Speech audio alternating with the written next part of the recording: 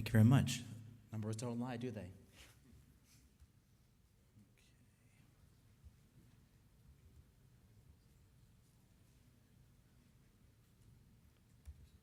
No, it's saying that doesn't work right there. Get this started. How about no? No's and dope. Do you know how to use this? Yeah. Great. Our last speaker for today is Dr. Joseph Clark. Dr. Clark has lectured in mathematical and financial economics and is currently Director of Commodity and Currency Strategy at Suncorp Investments and Australian Funds Manager. Ladies and gentlemen, Dr. Joseph Clark.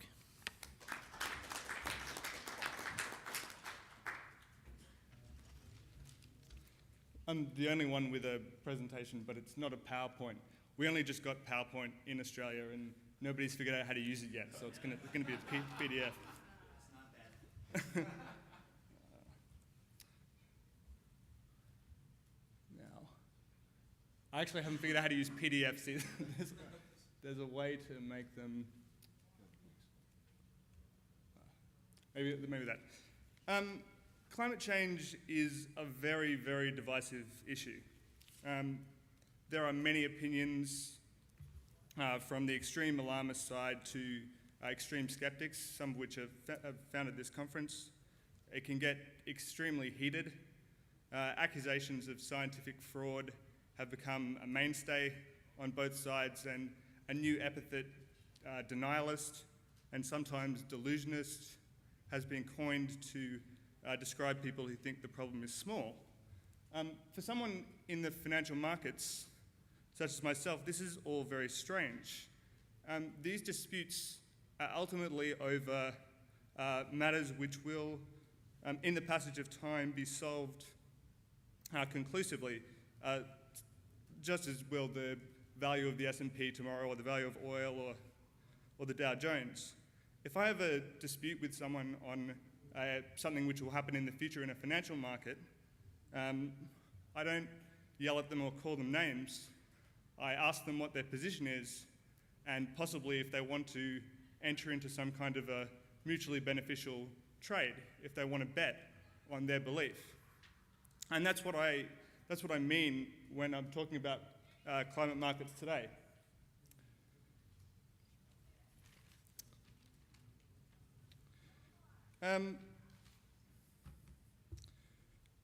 So by climate markets, I mean markets that would allow people, just as they trade, just as markets are traded, financial markets are traded now, for people to trade their expectations of the effects of climate change, of temperature, of sea level, of the frequency and intensity of hurricanes, of sea level pH, and there's a raft of other things which are tangible predictions of climate science which are under dispute and which could be traded in exactly the same way that they trade other contracts. And to make this slightly more explicit, I'll give a little example. This table is a linear interpolation of the average IPCC estimates of sea level increase. And this, let's say that this is a market, and those numbers in millimeters are actually prices. Now, the market predicts, or the current market predicts, that by 2040 there will be 115 millimeters of sea level increase on average. Now, let's say I buy that contract. I buy that contract for $1 million notional value. That means that every millimeter in excess of 115.5 by 2040, I get $1 million for. And every millimeter less than 115.5, I lose $1 million.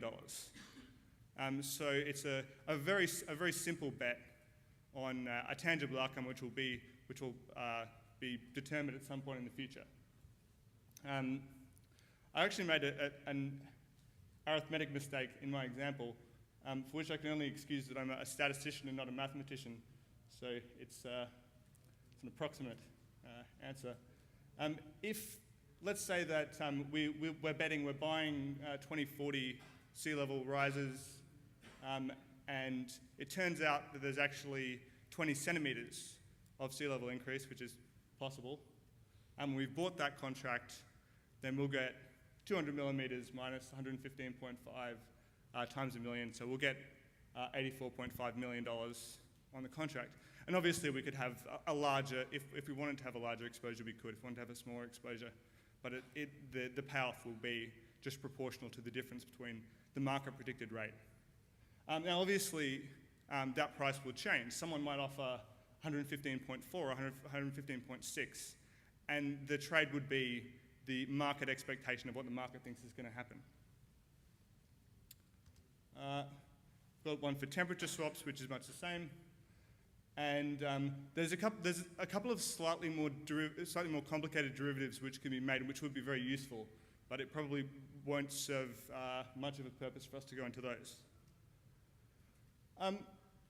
This market, like all markets, would consist of, I should say it actually does exist to a small extent, but I'll get back to that at the end. It will consist of speculators who look at the market price and say, I think that market price is wrong. And there are no shortage of these people when it comes to things like sea levels and temperature changes and all the predictions of global warming. Climate modelers themselves would probably certainly be outraged if they saw market prices for their predictions, and they could go in there and trade. Opinion writers on both sides, bloggers, economists, most people I've met who have some kind of a very strong opinion on climate change, unlike me. But much more importantly, there are a class of people who would benefit very substantially from these prediction markets, and these are people who have something to lose if there is significant climate change. There are many people who, if the sea level rises or if there's substantial temperature increase, stand to lose a lot of money. And these people would benefit if they believe that this might happen or there's a possibility. They would be able to go into these markets and protect themselves and in effect take out an insurance policy against global warming or the effects of global warming hurting them. Also, on the other side, there are quite a lot of people who stand to benefit from global warming. There's a lot of very, very cold countries in the world and a lot of very inhospitable land. If there's substantial temperature increases, then these countries, these land masses, will become a lot more livable and hence have a much higher value. Now, it's conceivable that the people who own land there would be prepared to enter into the opposite trade with somebody who stands to lose. And they would enter into a mutually beneficial trade where they agree to swap money in the case of global warming, just as one person's land becomes worth less and one person's land becomes worth more. There's also a final group, which didn't fit on the slide, of insurance companies. Now there is if people are really scared about global warming, then just as they're scared about their car being broken into or their house setting on fire, they will be prepared to pay a slightly unfair price to the insurance companies. So financial companies will potentially be induced to enter into these markets. And them being there is actually a really good thing, which I'll get to in a second. But that's what I see the market consisting of. Now, the global warming problem, or my sort of version of the global warming problem, has two parts. There's an information problem, which is what will happen and with what likelihoods, and that's the realm of the IPCC and indeed this conference for people to discuss and try to puzzle out the science and puzzle out the facts. Then there's the risk problem. Given that we have some view of what might happen, then we're going to have some kind of risk. How can that risk best be controlled? And to the extent that it can't be controlled, how can it best be allocated? Now these are the main problems of global warming science, to my mind. Climate markets emphatically provide an answer to the information problem, because every possible, in a large enough market, every possible effect of climate change will be priced to some extent. And instead of having to go through peer-reviewed literature, or we still would do that as well, we will be able to just read off from the newspapers what the markets think sea level will be in 2040. I think that's of immense value. The risk problem part B, how can it best be allocated? Emphatically, it answers that. Because if there's somebody who's extremely worried that they live on the sea and they've been reading global warming websites and they're worried that their house is going to go under, then they can enter into an arrangement where if that does happen, then they'll be compensated to some extent.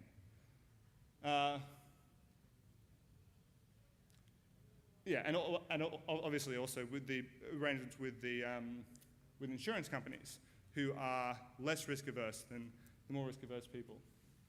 But also, and this is a more subtle point, it provides an answer to the risk control problem, the problem which governments are trying to solve. If we have large financial concerns, insurance companies and the like, who have made this substantial kind of insurance policy for global warming for all these people, these companies will have a substantial incentive if they have access to some technology which might mitigate climate change if it happens. And again, I don't take a view on that. But if they do they have a very direct financial incentive to employ mitigation technologies if they can. And they actually have a much, much better incentive than government, even from a pro-global warming perspective. Insurance companies who hold that risk, they have an excellent financial incentive to monitor that risk and to control it. So, insurance, climate change, from a political level, has been sold as an insurance problem. We're told that a bad event may happen in the future. There's climate change. There's all sorts of events associated with that, and they'll all be very bad. And if we pay a small premium now in the form of taxes or cap and trade or investing in renewable technologies or funding climate scientists or all these raft of policies which have now been developed, then we will be able to prevent the excesses of that. So just like taking out insurance on your car. And that makes sense to a lot of people, and it's a very, very powerful argument, political argument for the global warming side, because even people who don't see the science as settled will say, yeah, well, I mean, look, we don't know, but just in case, we only have to pay this small amount now, and our minds will be set at rest. Very, very powerful political argument, but I think there's an equally powerful counter-argument. Perhaps there should be insurance, but it's not at all clear that the government is in the best position to provide that insurance for a number of reasons. If the government buys insurance on behalf of its country, or a multi-country agreement provides this insurance in some way, then every person gets the average level of insurance. And obviously that's not optimal. I mean, different individuals have different exposures to climate change. Some people have houses on the sea, some people have them in Iceland, some people have them in the desert. Not everybody, even under extreme sort of scenarios, not everybody stands to be impacted in the same way. And possibly even more importantly, different individuals have different risk and time preferences, which would all determine a different level of optimal insurance against these events. And so in that sense, I think it's a very powerful argument and a powerful rejoinder to this insurance argument which is provided. It's like, well, maybe we do need insurance, but I'm going to go get an insurance policy myself, a very small one or a very large one, and you can do what you like. There's no need for government to intermediate. So I'll just sort of summarize the arguments here.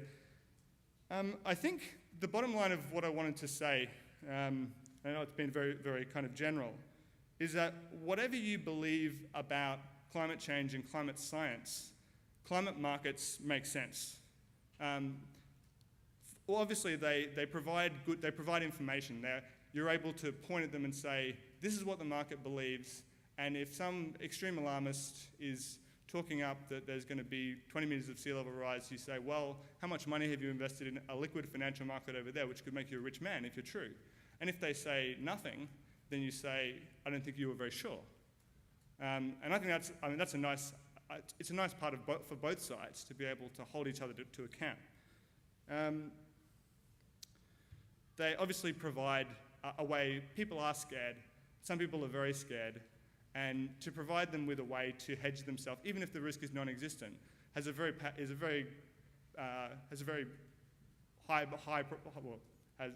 will provide a lot of psychic utility to people.